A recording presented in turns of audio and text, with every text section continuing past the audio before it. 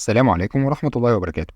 النهارده هنعرف صنف من الأصناف المهمة جدا جدا في الصيدلية، وهو الليميتلس أوسوفورتين، وهنعرف مين اللي يستعمله وإزاي يستعمله ومين الناس اللي ما ينفعش تستعمله خالص، وهنعرف إيه هي أهم النسب الطبيعية لفيتامين دي وإمتى أعرف إنه ناقص عندي. فيلا بينا نبدأ. خلينا نعرف الأول إيه هي مكونات الليميتلس أوسوفورتين. ده بيحتوي على مادة الكوليكالسيفيرول، ودي صورة من صور الفيتامين دي. وفيتامين دي 3 مهم جدا لامتصاص الكالسيوم والفوسفور من المعدة. كمان ليه دور مهم لعمل الكالسيوم في الجسم، وبرضه بيستخدم لعلاج أعراض نقص فيتامين د. وفيتامين دي 3 هتلاقيه موجود في الأسماك الدهنية زي سمك السلمون وسمك الماكريل، كمان في الحليب والحبوب، وبرضه بيكون موجود في صفار البيض. والليميتلس أوسوفورتين بينزل منه تركيزين، 2000 وحدة و5000 وحدة. طيب يا دكتور، إيه استخدامات الليميتلس أوسوفورتين أو بنستخدمه في إيه؟ أول حاجة بنستخدمه لتعويض الجسم عن نقص فيتامين دي. كمان بيستخدم في الوقاية من وعلاج هشاشة العظام، وده لأن فيتامين دي بيستخدم مع مكملات الكالسيوم. كمان بيستخدم لعلاج لين العظام والكساح والمحافظة على صحة الأسنان وأي أمراض متعلقة بنقص الكالسيوم. كمان بيوصف لتحسين الحالة المزاجية، وبيوصف في حالات كسور الغدة الجرثومية لأن فيتامين دي بيستخدم مع الأدوية التانية لعلاج انخفاض نسبة الكالسيوم أو الفوسفات. كمان بيدعم صحة القلب وبيعزز من صحة الرئتين والأوعية. كمان بيستخدم لعلاج التعب والإرهاق المزمن، وبرضه بيقوي من جهاز المناعة.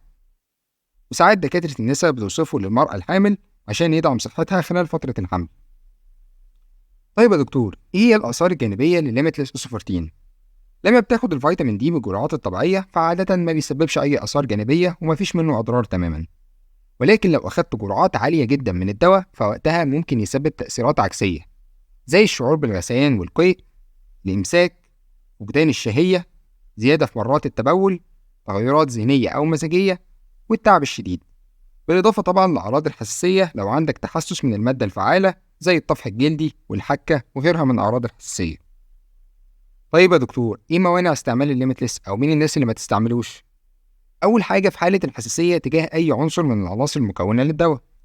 كمان في حالة الأشخاص اللي بيعانوا من زيادة في مستويات الكالسيوم أو الفوسفات أو فيتامين دي في الدم. أما بالنسبة للأشخاص اللي بيعانوا من حصوات في الكلى أو مرضى قصور الكلى الحاد أو في حالة انسداد الشرايين فلازم ياخدوه تحت إشراف طبي بس. طيب يا دكتور، إيه جرعة الليميتلس أوسوفورتين أو بنستعمله إزاي؟ في المتوسط الجرعة بتكون قرص بتركيز 5000 وحدة يوميا لمدة 3 شهور، وممكن تزيد أو تقل تبعا لكل حالة. طيب يا دكتور، هل الليميتلس أوسوفورتين ليه بدايل بنفس المادة الفعالة؟ أيوة طبعا، زي الأراكس كالفيرول والبونفيت والبريفا والديدب والدالوكان والدافاليندي واللايبوسوم دي 3 والسانسو دي 3، واي حاجه تمشي على الليميتلس اوسوفورتين تمشي عليه. خلينا بقى نروح لاهم الاسئله اللي الناس بتسالها عن الليميتلس اوسوفورتين اقراص.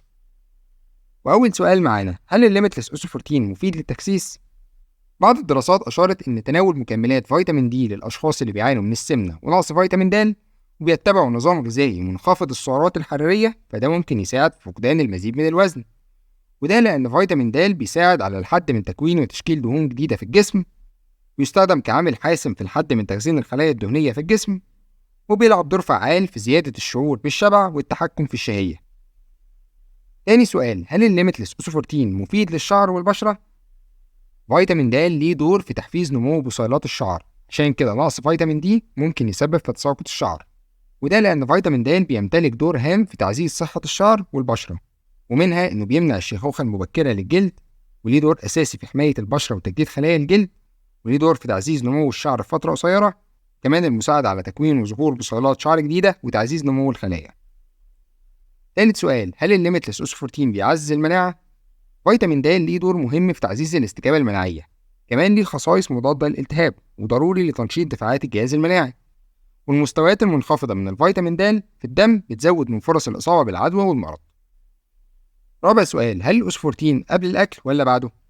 يفضل إنك تاخد الليميتلس أوسوفورتين مع الأكل، خصوصا الوجبات اللي بتحتوي على الدهون لأنها بتعزز من امتصاص فيتامين د. خامس سؤال، إيه هي أعراض نقص فيتامين دي؟ أول حاجة الشعور بالتعب والإرهاق المستمر، كمان كثرة الإصابة بالعدوى، كمان ألم في العظم والظهر، تساقط الشعر، التئام الجروح ببطء، حدوث تقلبات مزاجية ممكن توصل للاكتئاب. ازاي بقى اعرف ان انا بعاني من نقص في فيتامين د؟ عمرنا ما هنعرف الا من خلال تحليل فيتامين دي، واللي بيتم فيه قياس مستوى فيتامين دي في الدم.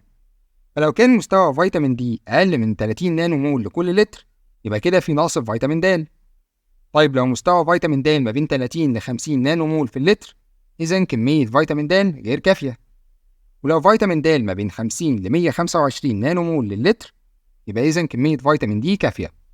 ولو فيتامين دي اكبر من 125 نانو مول للتر، يبقى اذا كمية فيتامين د مرتفعة جدا. سابع سؤال: هل الليميتلس اوسوفورتين مفيد للسكر؟ مكملات فيتامين دي عموما ليها دور فعال في المساعدة على التحكم في مستويات السكر في الدم عند الأشخاص المصابين بمرض السكر من النوع الثاني، ولكن في الحالة دي بنوصف ليهم تركيزات أقل، والأفضل عدم أخذها إلا بعد موافقة الطبيب المعالج.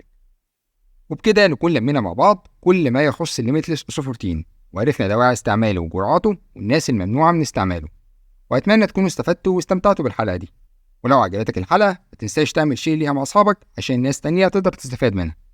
في النهاية، سبحانك اللهم وبحمدك، أشهد أن لا إله إلا أنت، أستغفرك وأتوب إليك. السلام عليكم.